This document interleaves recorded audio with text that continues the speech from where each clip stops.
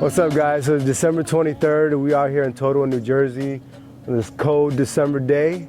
But I wanted to make this video to kind of give you guys an outlook on what's been going on with me in the last 12 months. It's been almost a year since the world record pull-up challenge that I did back in January 21st of 2023. I want to be very transparent with my friends and family and everyone that support me because sometimes I feel that social media, we always post the good. We want to show all the glory that we go through, but very few people really talk about all the hardship and all the obstacles that life has thrown at us.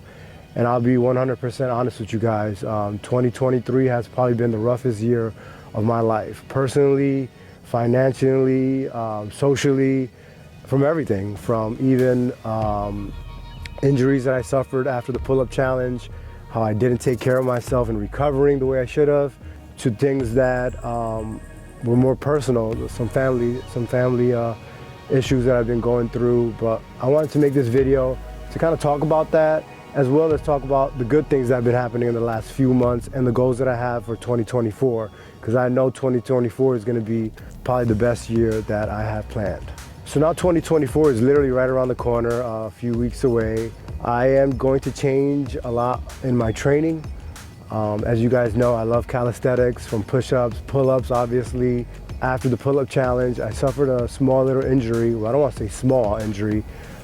After the pull-up challenge, I should have took some time off and recovered. Instead, I just went back to the gym right away and kept doing 300 push-ups, 400 pull-ups, just to keep my body going.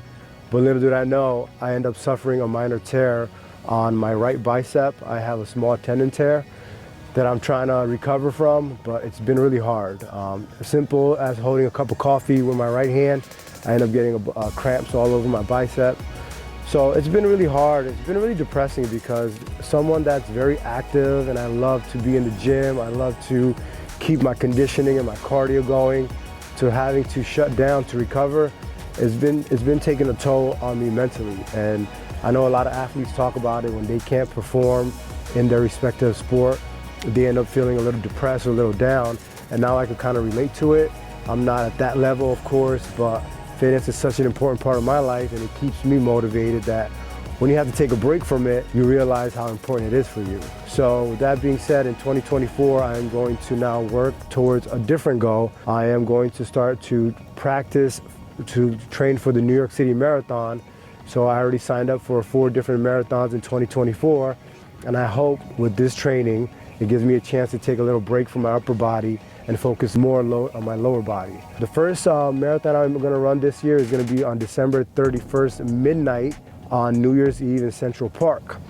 It's 6 miles long, so I want to bring in the New Year's with something that the average person would not want to do. A lot of people want to party on New Year's and they want to get, drunk, which is all fine and dandy, but I said I want to bring in the New Year's with the goal that I want to achieve is to start running marathons. So don't know how I'm going to make it Central Park on New Year's Eve, but I'll figure a way out. So that's my main goal. And also, of course, the ultimate goal is to train myself to climb Mount Kilimanjaro, which is also on my bucket list for summer of 2024. I really wanted to do it earlier, but now I'm a full-time teacher. I'm teaching creative writing and world culture. So that kind of took a lot of plans out of, well, I don't want to say took the plans away, just pushed it back to summer break. So that is definitely one of the goals that I have as well. So training for the marathon, for a running marathon, it's going to be new to me. So what I started to do every morning, I started to go out in the mornings with my dogs, and we go for about a mile run around the neighborhood. It's really hard in the winter because the cold brisk, but I said to myself, if I could get this done in the winter and just fight through the weather, when the weather does get better in the spring and summer, it should feel like a breeze. So that's what I'm doing right now, running a mile long in the mornings. And then when I come back, I get on the Echo bike or the assault bike. You guys probably know that. So that's helping me with my conditioning, doing a lot of squats, a lot of calf raises. Also different things for my lower body. I really want to get the lower body used to being fatigued. So 2023 has been a rough one. One of the worst situations I went through is with my dog, Frida. Sadly, the doctors, the vets, gave me some misinformation on her. They said to me that she had something called pyometra, which is the infection of the uterus, which she did not have. Sadly, she was just pregnant with pups, and they scared me saying that she had something called pyometra. And when they performed the surgery on her, they found out she was pregnant with 6 puppies. Instead of calling me and contacting me regarding the puppies, they just aborted the pregnancy.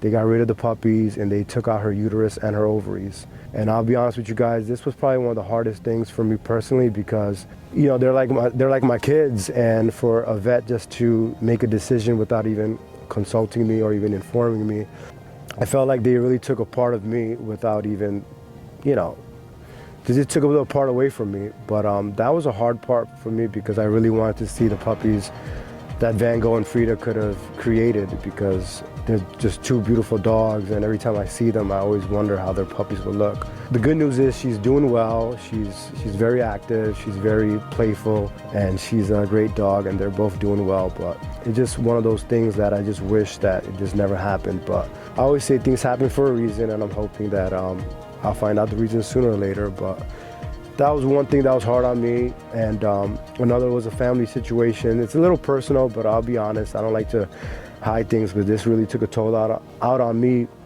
mentally and financially. Both of my parents passed away about a year ago, and sadly, one of my sisters, just a sister that my mom and dad trusted with their estate, just ran off with the inheritance that my family rightfully should have received, and her husband just, I don't know how to even say this, that sounds really bitter, but they ran off with everything that my parents had without even talking to my other family members about it. And sadly, we had to take her to court, and it cost a lot of money. But at the end of the day, we decided to drop the case because it wasn't worth it. The bright part of the 2023 year is that I'm back into teaching. I'm currently teaching at a middle school, and I'm teaching world culture and creative